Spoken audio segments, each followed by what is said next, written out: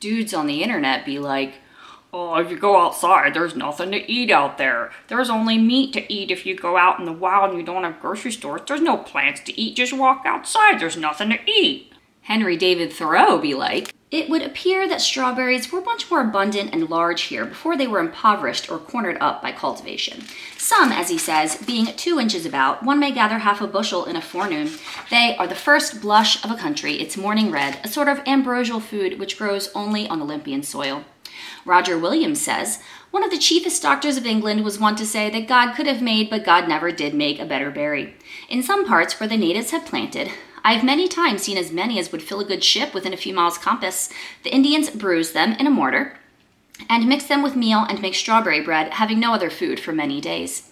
Boucher, in his Natural History of New France, printed in 1664, tells us that all the land is filled with an incredible and inexhaustible quantity of raspberries and strawberries. And Loskiel says, strawberries grow so large and in such abundance that whole plains are covered with them as with a fine scarlet cloth.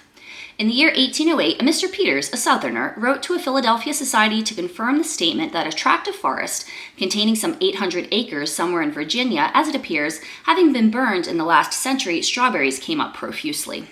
The old neighbors, said he, dwelt much on the exuberant plenty and general cover of the strawberries, which they said could be scented when perfectly ripe from a great distance. Some of them described the vast surface and waste of flowers when the plants bloomed in a style that, if the fact had not been well attested, would have appeared fiction.